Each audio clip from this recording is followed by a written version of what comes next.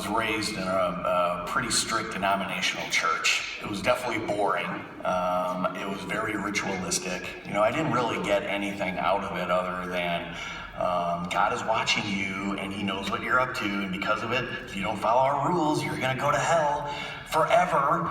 And so I didn't really have a great church experience. When I was old enough to bail, I couldn't get out fast enough. As long as I can remember, I wanted to be a DJ on the riff. I mean, it's all I ever wanted. So all the way through high school, I knew I wanted to be on the radio. When I graduated, I went to broadcasting school here in Detroit. And I was absolutely focused on being a rock and roll DJ. After graduating from broadcasting school in 18, I jumped around to a couple small market radio stations. And then finally, when I was 23, I got the call I've been waiting for my entire life. I was offered the dream job.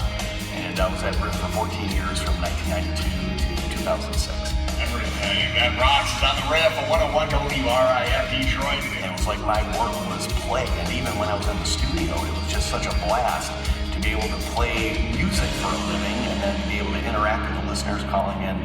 It was a really cool job. But there was this nagging inside of me that there just must be something more, About this time, my buddy Dan invited me to Kensington. Every time I would talk to him, he would invite me to church, and I kept saying no. And he probably invited me 40 or 50 times. I'm not kidding. And finally, I just, out of despair, I said, listen, dude, I will go only if you promise to never invite me again. I just want to get you to shut up, okay? So he agreed.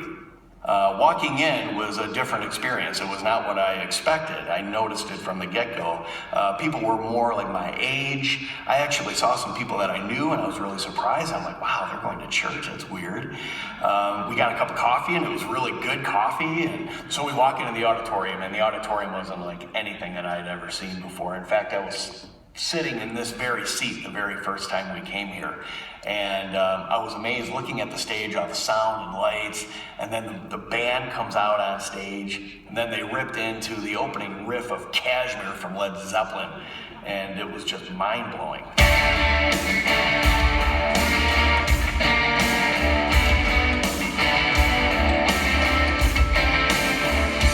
Our motto is sort of this: we'll do anything short of sin to lead somebody to Christ. So secular music, video clips from movies, anything that God could use to take somebody closer to Christ, we're going to do it. And Dave Wilson, one of the founding pastors, came out and gave this awesome talk about how we belong somewhere and we belong with God. Let God begin to change your life like you never thought possible. It really resonated with me. I mean, I had tears running down my face, and I just couldn't figure out what had just happened. The night that I actually came to faith in Christ was a men's night here at Kensington. I went with my buddies. My friends and I were just talking about this idea of Jesus being the Son of God and the implications of that.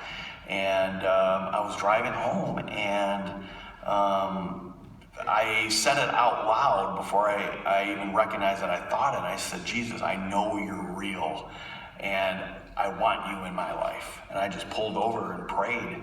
And ever since, I've just really felt the presence of God with me.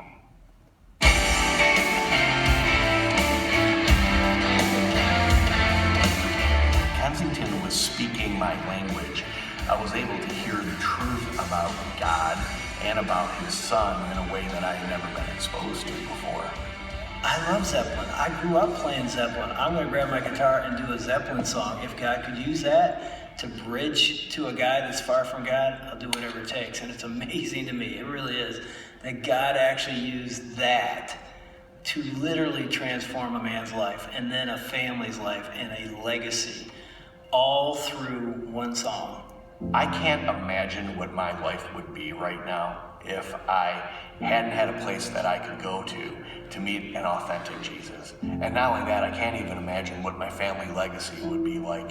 I can't imagine who my daughters would be right now if it wasn't centered in Christ. And I'm so thankful for my buddy that didn't give up on me and invited me 40 or 50 times, and then to be able to come to a place that was creating a service that was for a guy like me.